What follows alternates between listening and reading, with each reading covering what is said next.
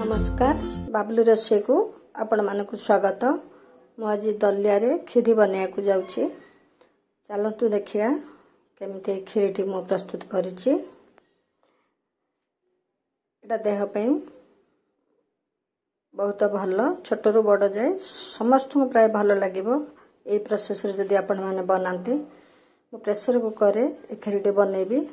प्रथम pressure cooker रे मु किछि घिओ देली, से काटी रखि काजू आलमंड को देकी ताकू मु लो फ्लेम रे किछि समय भाजीबी। तापर तार टिके कंचांश जीवो, बेसी ब्राउन करके भाजीबेनी। देखंतु मु एमती लो फ्लेम रे भाजिली। तापर एथरे मु किशमिश देबली, किशमिश मध्य किछ समय भाजिली। सेटा हैला होला परे ताकू मु पात्र रे काढी के रखिली।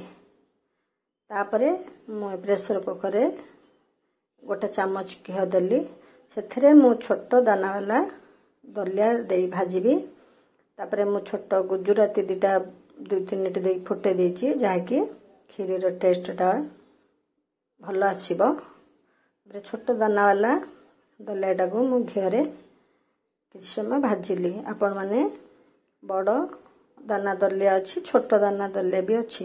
आपण माने जे कोनसी धरणर दलिया नै पारबे। एटा मीडियम फ्लेम रे किछ समय भाजला परे दलिया जो कलर थिबो भाजला परे चेंज होई टिके व्हाइट टाइप रे आसीबो कलर टा, जानबे दलियाटी हे गेला। बेसी ब्राउन करे भाजीबेनी, सेटा खोलिया को टाइम नबो, शीघ्र सिझिबोनी। तेणु 3-4 मिनिट में एमती भाजला परे तार कलर चेंज होला।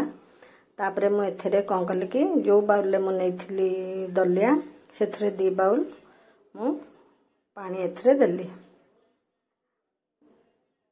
तापरे मु एथरे क्षीर मध्य आवश्यक अनुसार देबी। आपण माने चाहिले खाली पानी रे आपण माने सिझेबे दलिया परे क्षीर दे परिबे, नले एक संगे मध्य क्षीर दे परिबे।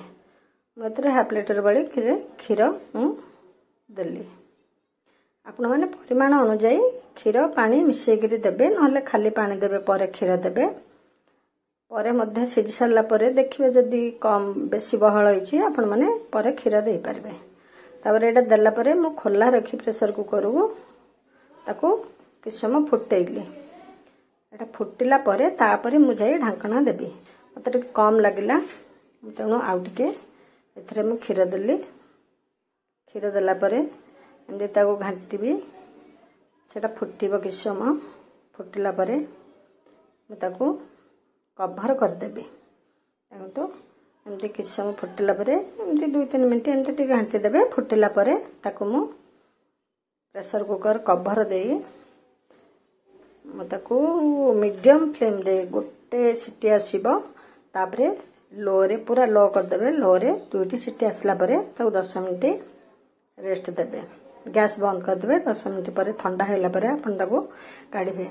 तापरे मु भाजी रखिथवा ड्राई फ्रूट्स एथरे दे देली। प्रथम ड्राई फ्रूट्स टा देले किशमिश टा अछि, तेणु क्षीर टा कटि जाय पारे, तेणु पर देले। तापरे गैस टे लगैले, लगैला परे एथरे आवश्यक अनुसार आपण माने चीनी देबे।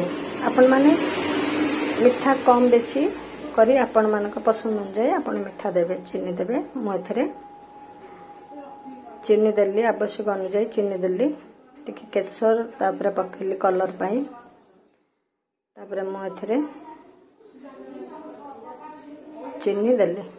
देखंतु मुटी एथरे कम चीनी देली, कारण कंडेंस मिल्क एथरे देबी, सेटा मिठा अछि, तेणु मु एतिकी चीनी देली। आपण जति परिमाण रे बनेबे दलिया रे परिमाण जति थिबो आपण सेही परिमाण अनुसार चीनी देबे। तापरे कंडेंस मिल्क देली। तापरे एमती आमे टिके घांटी दबा। कभर आउ करबानी, एमती खोला रखी आमे किछि समय ताको 3-4 मिनिट एमती फुटे चलथिबा। एमती फुटुथबो घांटुथिबे, नहले तळे लागि जिवो। एटा बहळिया हे जाईछि। नो आपण पसंद अनुसार आपण पतळा रखिबे किबा बहळिया रखिबे, सही परिमाण अनुसार आपण माने चाहिले क्षीर देबे। आउ नहले एई जत्तिकी मु देखंतु जत्तिकी परिमाण रे मोर अछि बहळिया। तापर किछि समय जदि आमे 10 मिनिट रेस्ट देला परे तो खाइबा। तापरे देखंतु एटा जदि एतिक अछि, तापर 10 मिनिट परे सेटा आउरी अधिक बहळिया हे जिवो। तेणु आपण पसंद अनुजाई पतला कि बहलिया आपण मैंने करें। देला 5-10 मिनट को कभर दे रखिदे। तापर आमर प्रस्तुत हो गला। देखो केते बहल हो जाइए। आउरी ठंडा हला परे आउरी भी बहलिया हो। देखंतु एडा घरे बनातु खातु छोट टू बड़ समस्त को भल लागिबो। एडा देह पई बहुत भल।